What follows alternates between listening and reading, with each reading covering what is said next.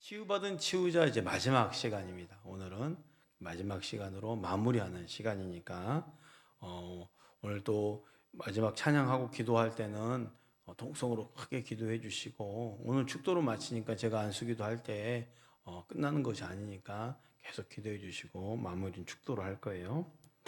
치유에 대해서 우리가 먼저 전제되어야 될 말씀이 있다 그랬죠.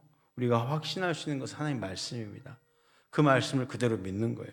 이사야 53장 4절 5절 말씀을 함께 봉독할까요? 시작. 그는 실로 우리의 질고를 지고 우리의 슬픔을 당하였거늘 우리는 생각하기를 그는 징벌을 받아 하나님께 맞으며 고난을 당한다 하였노라. 그가 찔림은 우리의 허물 때문이요 그가 상함은 우리의 죄악 때문이라. 그가 징계를 받음으로 우리는 평안을 누리고 그가 채찍에 맞음으로 우리는 나음을 받았도다. 아멘. 우리 예수님 나의 허물과 죄 때문에 찔리고 상하셨다는 것을 믿으십니까? 예수님께 징계받으심으로 하나님과 나 사이에 화평이 이루어졌음을 믿으시길 바랍니다. 그 채찍에 맞음으로 내가 나음을 받았다는 것이요. 예수님 십자가가 나의 죄악을 담당하심 같이 나의 질병도 다 담당하셨음을 믿으시기 바랍니다. 오늘도 질병왕에서 먼저 명령 선포할까요? 질병왕 명령 선포하겠습니다. 시작. 내 몸에 있는 모든 질병아, 예수님이 나의 죄악을 담당하심 같이 나의 모든 질병도 다 담당하셨음을 확신하고 믿음으로 선포한다. 나는 이제부터 나의 모든 질병을 다 예수님의 십자가에 던지노라. 나의 몸에 기생하는 모든 질병아, 너는 지금 예수님의 십자가의 보혈 안에서 다 소멸되었음을 믿음으로 선포한다. 내 몸의 모든 질병은 지금 깨끗하게 소멸될지어다. 아멘. 아멘. 지금까지 우리가 말씀을 근거로 해서 치유에 대해서 나눴었죠. 그리고 전능하신 창조주 하나님의 그 손의 권능, 예수님의 이름의 권능, 예수님의 보혈의 권능, 성령님의 권능, 하나님 말씀의 권능에 대해서, 이 권능에 대해서도 나눴습니다. 이 절대적인 요소 외에 또 필수 조건이 있었죠. 믿음이었어요. 믿음과 믿음의 기도, 그리고 믿음의 명령 선포. 믿음의 기도를 다시 한번 좀 정리를 해본다면, 우리가 믿음이 아무리 크다 해도 기도하지 않으면 아무 소용이 없다라는 거예요. 자, 그러면 믿음도 중요하고 기도도 중요한데 이 둘이 하나가 될 때에 놀라운 일이 일어난다는 것입니다. 예수님의 치료 현장 중에 나병 환자와 가버나움에서의 백부장의 하인을 고친 사건이 기억나십니까? 둘 다 불치병이죠. 그런데 이 두 사람이 불치의 그 병이 치유되었다는 거예요. 믿음과 함께 있었던 믿음의 기도가 함께 움직여졌던 건데, 나병 환자의 불치병이 치료된 것은 자기 자신의 믿음의 기도 때문에, 본인의 기도 때문에 나병이 치료됐어요. 그런데 백부장의 하인이 나왔던 것은 누구의 기도 때문입니까? 백부장의 기도 때문에 하인이 나음을 받았다는 거예요. 여러분, 이게 참 중요한 거예요. 나의 믿음의 기도로 나의 불가능한 문제가 해결될 수 있다는 것을 믿으시길 바랍니다. 나의 믿음의 기도로 내 사랑하는 가족들, 내 불가능한 문제도 다 해결될 수 있음을 믿으시길 바랍니다. 이거예요. 전도도 마찬가지죠. 우리 VIP 영혼들이 믿음이 떨어지지 않도록 우리가 믿음의 기도를 해줘야 된다는 거예요. 오늘 말씀은 이제 마지막 이 치유의 현장 가운데 바로 믿음의 행위입니다. 자, 우리가 흔히 믿음으로 구원받는다 하죠. 믿음으로. 맞습니다. 믿음으로 구원받는다 하는데 그 믿음에 있어서 우리가 간과하는 부분들이 있어요. 뭐냐? 진짜 믿는다고 하면 삶의 자세가 믿음에 걸맞는 삶이 되어져야 이 믿음이 진짜인 거예요. 근데 믿는다고 하는데 삶의 자세는 전혀 믿음과 동떨어진 생활을 한다? 그럼 그 믿음이 진짜입니까? 가짜입니까? 가짜인 거예요. 근데 우리는 그냥 믿으면 구원받는다 하니까 내 믿음이 진짜인지 가짜인지 구별하지 못한 채 행동은 전혀 다르게 된다는 거예요. 그래서 성경이 말하는 믿음의 행위에 대해서 지금 말씀하고 있는 거예요. 에베소 2장 8절 9절 말씀 한번 읽어주십시오. 너희는 그 은혜에 인하여 믿음으로 말미암아 구원을 받았으니 이것은 너희에게서 난 것이 아니요 하나님의 선물이라. 행위에서 난 것이 아니니 이는 누구든지 자랑하지 못하게 함이라. 자, 여기서 믿음은 순전히 내가 어떤 수고와 내 의지로 지금 구원에 이룰 수 없다는 것을 말해주는 그런 말씀이에요. 그러잖아요. 내가 구원받기 위해서 내 어떤 자격, 내 어떤 수고, 내 헌신이 구원의 조건이 아니라는 말이 바로 이 부분입니다. 그 행위라는 말이. 근데 야고보서 2장 22절 말씀을 우리 함께 읽어봅시다. 시작. 네가 보거니와 믿음이 그의 행함과 함께 일하고 행함으로 믿음이 온전하게 되었느니라. 자, 여기서 행함은 뭡니까? 내 믿음이 믿음일 수 있도록 보여주는 진짜 믿음의 모습이라는 거지 이제. 자, 24절도 함께 읽습니다. 시작. 이러보건대 사람이 행함으로 의롭다 하심을 받고 믿음으로만은 아니니라. 26절 시작. 또 이와 같이 몸이 죽은 것 같이 행함이 없는 믿음은 죽은 것입니다. 아멘. 자, 말씀의 근거에서 내가 구원받기 위해서 필요한 것 반드시 세 가지가 있죠. 하나는 하나님의 은혜, 그리고 나의 믿음, 그리고 뭡니까? 이 믿음이 진짜인 믿음의 행위라는 거예요. 믿음의 행위. 내가 구원받는 것은 결국 나의 행위의 결과죠. 내가 제사함 받고 새 사람 된 것 100% 하나님의 은혜입니다. 이건 하나님의 은혜죠. 그 똑같은 하나님 말씀에서 사람이 의롭다 하심을 받는 것이 행함이 있어야 한다고 말씀하세요. 무슨 뜻입니까? 믿음이 온전해지려면 반드시 행함이 함께 해야 된다는 거예요. 그 행함이 없으면 그 믿음은 죽은 것이라 분명히 말하고 있습니다. 진실로 믿는다면 당연히 행함이 따라와야 된다는 거예요. 오늘 또 우리는 그 믿음의 행위로 하나님께 나와서 부르짖으면서 기도하는 것 아니겠습니까? 성도의 교제가 이루어지는 것 아니겠습니까? 내 가정에 하나님의 교회가 세워지는 것 아니겠습니까? 내 일터에 복음이 전해지는 것 아니겠습니까? 이게 믿음인 거죠. 마태복음 15장 21절부터 28절 말씀을 한번 천천히 읽어주십시오. 예수께서 거기서 나가사 두로와 시돈 지방으로 들어가시니 가나안 여자 하나가 그 지경에서 나와서 소리질러 이르되 주 다윗의 자손이여 나를 불쌍히 여기소서 내 딸이 흉악하게 귀신 들렸나이다 하되 예수는 한 말씀도 대답하지 아니하시니 제 아들이 와서 청하여 말하되 그 여자가 우리 뒤에서 소리를 지르오니 그를 보내소서. 예수께서 대답하여 이르시되 나는 이스라엘 집에 잃어버린 양 외에는 다른 데로 보내심을 받지 아니하였노라 하시니 여자가 와서 예수께 절하며 이르되 주여 저를 도우소서. 대답하여 이르시되 자녀의 떡을 취하여 개들에게 던짐이 마땅하지 아니하니라. 여자가 이르되 주여 옳소이다마는 개들도 제 주인의 상에서 떨어지는 부스러기를 먹나이다 하니 이에 예수께서 대답하여 이르시되 여자여 내 믿음이 크도다 내 소원대로 되리라 하시니 그때부터 그의 딸이 나으니라. 예수님께서 지금 가나안 지방을 넘어서서 이스라엘 백성이 아닌 지금 두루와 시돈 지방에 가셨어요. 왜 가셨을까요? 이 한 명의 여자를 만나서 이방인 이 여자에게 구원의 은혜 베푸시기 위해서 사실 간 것 아니겠습니까? 가난한 여자죠. 이 여인의 딸이 흉악한 귀신에 들린 상태였습니다. 이 딸의 문제는 불가능한 문제입니다. 해결할 수 없다라는 문제예요. 자신의 딸의 문제를 주님께 호소하네요. 그 여인의 부르짖음에 사실 예수님은 아무런 반응을 하지 않으셨어요. 하지만 여인은 계속 소리 지르면서 예수님께 매달렸어요.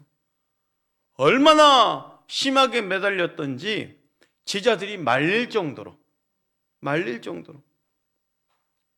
계속되는 그 여인의 부르짖음에 예수님은 여전히 전혀 상관이 없는 것처럼 무관심한 반응을 보입니다. 그럼에도 불구하고 그 여인이 어떻게 행동합니까? 예수님 앞에 와서 절하면서 주여 저를 도와주소서 간청합니다. 자, 도와달라는 이 여인의 간청에 예수님 말씀이 아주 냉정합니다. 자녀의 떡을 개들에게 던짐이 마땅하지 않다. 무슨 말이에요? 그냥 개로 보는 거예요. 내 자녀는 이스라엘 백성이고 내 자녀에게 베풀어야 될 떡을 개한테 주는 것은 마땅하지 않다. 그러니까 너는 내가 준 떡을 먹을 자격이 없다라는 사실 그 말이에요. 지금 개로 취급하던 거 아닙니까? 자, 그러면 이 여인이 기분 나빠서 거기서 포기할 만도 한데 그럼에도 이 여인의 대답을 보십시오. 얼쏘이도만은 맞습니다. 하지만 개들도 주인의 상에서 떨어지는 부스러기를 먹습니다. 내가 개와 똑같아요. 하지만 개들도 주인의 상에서 떨어지는 부스러기를 먹으니까 내게 그 부스러기 은혜라도 주십시오. 그러면 제 딸이 낫겠습니다. 이 말이에요. 이 여인의 말에서 가장 중요한 핵심이 있어요. 무슨 말입니까? 내가 어떤 취급을 받아도 주님이십니다요. 아주 중요한 거죠. 내가 어떤 취급을 받아도 주님이시라는 거예요. 주인이시라는 거예요. 인정한 거예요. 그러자 드디어 예수님을 주인으로 인정하는 이 여인에게 이렇게 말씀하셔요. 여자여, 내 믿음이 크도다. 내 믿음이 크도다요. 내 소원대로 되리라요. 예수님 지금 이 여인에게서 본 것이 뭡니까? 그녀의 확실한 믿음이죠. 이 믿음이에요. 그냥 내가 믿습니다. 말만 하고 끝나버린 믿음이 아니었다는 거예요. 매달렸어요. 부스러기라도 받기를 원했어요. 내가 어떤 칙을 받아도 주님의 주인됨을 거부하지 않고 그대로 인정했어요. 그 믿음이 크도다 말씀하신 거예요. 믿음이 크도다. 우리가 이 이방인 가나안 여인에서 본받아야 할 것이 무엇입니까? 끝까지 포기하지 않고 매달려야 된다는 거죠. 예수님만이 내 딸을 해결할 수 있다라는 그 확실한 믿음이 끝까지 매달리게 만들었다는 거예요. 사랑하는 딸을 불가능한 문제를 해결하려는 어머니의 사랑의 힘이겠죠. 그렇다면 여러분, 오늘 나에게 있는 불가능한 문제도 예수님께 매달리면 해결된다라는 그 믿음을 끝까지 붙들어 내시길 바랍니다. 포기하지 않고 예수님께 모든 것을 맡기고 끝까지 매달릴 수 있기로 결단하시길 바랍니다. 믿음은요, 내 생각과 감정을 포함할 수 있지만 결국은 행동인 거예요. 내 행동이 믿음의 증거가 되는 거예요. 그렇잖아요. 믿습니다 하는데 매달리지도 않아요. 그럼 믿음이 아니잖아요. 결국 그 행동이 믿음인 거지. 여인의 행동이 믿음인 거예요. 그래서 내 믿음이 크도다 말씀하신 것 아니겠습니까? 여러분, 우리 행동이 믿음입니다. 내게도 이런 행동하는 믿음이 절실해야 함을 결단하실 수 있어야 되는 것이죠. 누가복음 18장 35절 43절 말씀 한번 읽어주십시오. 여리고에 가까이 가셨을 때 한 맹인이 길가에 앉아 구걸하다가 무리가 지나감을 듣고 이 무슨 일이냐고 물은데 그들이 나타낸 예수께서 지나가신다 하니 맹인이 외쳐 이르되 다윗의 자손 예수여 나를 불쌍히 여기소서 하거늘 앞서가는 자들이 그를 꾸짖어 잠잠하라 하되 그가 더욱 크게 소리 질러 다윗의 자손이여 나를 불쌍히 여기소서 하는지라 예수께서 머물러 서서 명하여 데려오라 하셨더니 그가 가까이 오매 물어 이르시되 내게 무엇을 하여 주기를 원하느냐 이르되 주여 보기를 원하나이다. 예수께서 그에게 이르시되 보라 내 믿음이 너를 구원하였느니라 하시매 곧 보게 되어 하나님께 영광을 돌리며 예수를 따르니 백성이 다 이를 보고 하나님을 찬양하니라. 여리고성에 일어난 일입니다. 맹인입니다. 지금 길가에 앉아서 구걸하고 있는 상황입니다. 보이지 않죠? 근데 막 웅성웅성 무리가 지나가는 뭔가 큰 일이 일어나고 있는 거예요. 대단한 사람들이 지금 온 거예요. 궁금해해서 무슨 일이냐고 막 묻는 거죠. 지금 보이지 않으니까. 지금 뭔가 대단한 일이 일어나 분주한 상황 가운데 소리가 들리는데 보이지 않아서 너무 궁금한 거예요. 근데 그에게 들린 답이 뭡니까? 나사렛 예수께서 지나가신다는 소식. 그 말을 듣는 순간 이 맹인은 큰 소리를 쳐 외칩니다. 다윗의 자손 예수여, 나를 불쌍히 여기소서. 자, 사람들은 나사렛 예수가 지나간다고 그랬는데 이 맹인의 고백을 보십시오. 다윗의 자손 예수예요. 구원의 메시아로 지금 보고 있는 거예요. 눈으로 보고 있는 사람들은 한낱 나사렛에 태어난 예수로만 생각하고 있지만 정작 보지 못한 이 맹인은 예수님을 메시아로 보고 있는 거예요. 크게 외칩니다. 예수님이 지나가 버리면 안 되니까 더 크게 외칩니다. 오죽했으면 옆에 있는 사람들이 잠잠하라고 꾸짖을 정도로 크게 외치는 거예요. 그러나 그 꾸지람을 듣는 그 순간에도 더욱 크게 소리를 지르는 거예요. 다윗의 자손 예수여, 나를 불쌍히 여기소서. 그의 포기하지 않는 부르짖음이 예수님의 가는 걸음을 멈춰낸 거예요. 이게 바로 믿음이에요. 이게 믿음이에요. 여러분, 믿음이 행동이라는 것 아시겠죠? 가까이 온 맹인에게 예수님 말씀하시네요. 내가 너에게 무엇을 하여 주기로 원하니? 주여, 보기를 원하나이다. 예수님 즉시로 선포합니다. 보라, 내 믿음이 너를 구원하였느니라.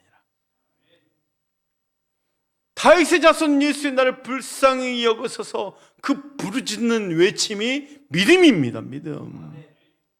나 예수 믿는데 아무것도 않고 가만히 있는 게 아니라 우리의 진짜 믿음은 행함이에요. 보여줘야지. 예수님의 가던 걸음을 멈춰내야지. 그 주님에게서 소리를 듣잖아요. 내 믿음이 너를 구원하였다요. 구원받는 믿음 아닙니까 그게? 예수님 명령 선포가 끝나자 그 맹인이 곧 보게 되어 있음을 따르네요. 그 결과 이를 본 사람들이 다 하나님을 찬양합니다. 이 맹인의 문제는 당시에 불가능한 문제입니다. 그러나 맹인의 눈을 뜨게 된 이유는 분명합니다. 그의 확실한 믿음 때문에. 주여, 보기로 원하나이다. 주님 선포만 하시면 내가 볼 수 있습니다라는 확실한 믿음이었던 거예요. 예수님만이 자기의 눈을 뜨게 하실 수 있다라는 이 믿음이 있었기 때문에 불가능한 장애물이 있다 할지라도 끝까지 부러질 수 있었던 거죠. 여러분, 이 맹인에게 일어난 표적과 기사를 통해서 우리가 깨닫는 바가 있습니다. 아무리 불가능한 문제라도 포기하지 않고 끝까지 예수님께 매달려 부르짖으면 다 해결될 수 있다라는 믿음입니다. 오늘 나의 문제도 예수님이 해결할 수 있다는 것을 믿으시길 바랍니다. 포기하지 않고 끝까지 매달릴 수 있기를 바랍니다. 누가복음 18장 1절 8절 또 볼까요? 예수께서 그들에게 항상 기도하고 낙심하지 말아야 할 것을 비유로 말씀하여 이르시되 어떤 도시에 하나님을 두려워하지 않고 사람을 무시하는 한 재판장이 있는데 그 도시에 한 과부가 있어 자주 그에게 가서 내 원수에 대한 나의 원한을 풀어소서 하되 그가 얼마 동안 듣지 아니하다가 후에 속으로 생각하되 내가 하나님을 두려워하지 않고 사람을 무시하나 이 과부가 나를 번거롭게 하니 내가 그 원한을 풀어주이라. 그렇지 않으면 늘 와서 나를 괴롭게 하리라 하였느니라. 주께서 또 이르시되 불의한 재판장이 말한 것을 들으라. 하물며 하나님께서 그 밤낮 부르짖는 택하신 자들의 원한을 풀어주지 아니하시겠냐? 그들에게 오래 참으시겠느냐? 내가 너에게 속히 그 원한을 풀어주시리라. 그러나 인자가 올 때 세상에서 믿음을 보겠느냐 하시니라. 지금 이 내용은 예수님 하신 비유의 내용이에요. 실제 일어난 일이 아니라 비유입니다. 비유로 지금 설명해 주시는 거예요. 이 비유 속에 어떤 내용이 있습니까? 지금 낙심하지 말고 항상 기도하면서 지금 매달려라는 이 비유인데, 비유에는 재판장이 등장해요. 이 재판장은 아주 불의한 재판장이에요. 나쁜 재판장이죠. 하나님을 두려워하지 않고 무시한, 사람도 무시한 재판관. 그런데 또 누가 나옵니까? 원한을 갖고 있는 한 과부가 있어요. 자기 힘으로 해결할 수 없는 아주 연약한 사람이겠죠. 그녀가 재판관을 찾아가서 부탁하는 거예요. 근데 그냥 부탁하고 끝난 게 아니에요. 한 번 찾아가고 또 찾아가고 또 찾아가고 계속 찾아가는 거예요. 재판관이 그녀의 원한을 풀어주려고 결단한 이유가 뭡니까? 계속 찾아오니까 귀찮아서 늘 와서 괴롭게 할 것을 알기 때문에 그냥 오늘 내가 이 여자의 원한을 풀어주지 않으면 다음 날도 또 나를 괴롭게 할 걸 알기 때문에 해결해 줬다라는 거예요. 그게 지금 비유입니다. 그리고 예수님 이 비유를 듣고 있는 자에게 말하는 거예요. 불의한 재판관이 말하는 것을 들으라. 왜 그럴까요? 불의한 재판관도 계속해서 간청하는 여인의 소원을 결국 들어주시는데 하물며 하나님께서 그 밤낮 부르짖는 택한 자들의 원한을 풀어주시지 않겠느냐. 불의한 사람도 그렇게 매달려 간청한 소리를 들어주는데 하물며 너를 가장 사랑하고 아끼고 너를 택하고 너의 하나님, 그 만물을 창조하신 그 천지의 하나님께서 소원 들어주시지 않겠니? 불의한 자도 들어주는데 그 말이에요. 그러면서 7절 말씀 우리 함께 읽읍시다. 시작. 하물며 하나님께서 그 밤낮 부르짖는 택하신 자들의 원한을 풀어주시지 아니하시겠느냐. 그들에게 오래 참으시겠느냐. 밤낮 부르짖는 택하신 자들이라고 분명히 말씀하십니다. 사랑하는 성도 여러분, 내가 우리 하나님의 택하신 자임을 확신하십니까? 그렇다면 내 힘으로 풀리지 않는 문제가 있다면 예수님께 나아가서 밤낮 부르짖어 응답 받을 수 있기를 바랍니다. 이 비유를 듣고 있는 사람들에게 하신 예수님 마지막 말씀 보십시오. 그러나 인자가 올 때에 세상에서 믿음을 보겠느냐예요. 무슨 말일까요? 큰 믿음을 가진 사람이 많이 없을 것이라는 거예요. 세상에서 믿음을 보겠느냐 이 말은 믿음을 가진 사람들이 많이 없을 거란 말이에요. 그 말입니다. 인자가 올 때라는 건 뭐예요? 예수님께서 분명히 다시 올 때가 있을 거라는 거죠. 그런데 끝까지 믿음 있는 자가 많지 않을 거라는 거예요. 끝까지 믿음 있는 자가 많지 않을 거라는 거예요. 사랑하는 성도 여러분, 우리가 정말 살아계신 하나님을 믿는다면 낙심하지 않고 계속 기도해야 함을 믿으시길 바랍니다. 우리가 기도하다가 포기하는 이유가 있어요. 왜 그럴까요? 끝까지 갈 수 있는 진정한 믿음이 없기 때문에 포기하는 거예요. 그러나 내게 정말 이 믿음이 진짜라면, 내 믿음이 진짜라면 절대로 포기하지 않고 끝까지 매달리겠죠. 여러분 그런 믿음 되시길 축복합니다.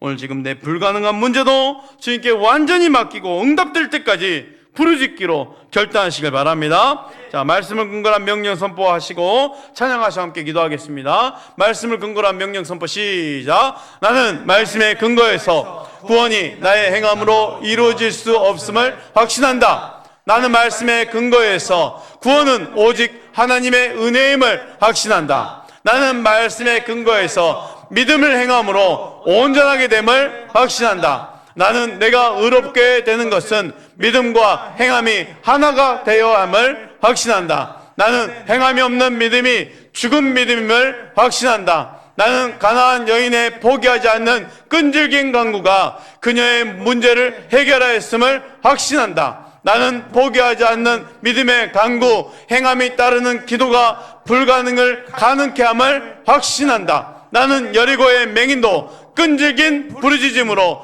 그의 눈이 뜨게 되었음을 확신한다. 나는 포기하지 않고 응답될 때까지 소리를 지르며 매달림으로 불가능한 문제가 해결되었음을 확신한다. 나는 항상 기도하고 낙심하지 않아야 한다는 예수의 말씀을 그대로 믿는다. 나는 하나님은 포기하지 않고 응답될 때까지 매달려 부르짖으면 반드시 해결해 주심을 확신한다. 나는 하나님의 전능하심과 사랑을 진정으로 믿는다면 응답되고 치료될까지 매달려 기도할 수밖에 없음을 확신한다. 나의 믿음의 기도를 방해하는 사단 마귀는 내게서 떠나갈지어다. 나로 하여금 끝까지 인내하여 믿음으로 매달리지 못하게 하는 사단 마귀는 떠나갈지어다. 주여 믿음이 연약하여 끝까지 기도하지 못했음을 용서하소서. 주여 나의 믿음 없음을 용서하시고 도와주소서. 주여 이제는 응답될 때까지 믿음으로 인내하며 기도하겠습니다. 주여 나에게 행위가 동반된 믿음의 기도를 일깨워 주시니 감사합니다. 아멘.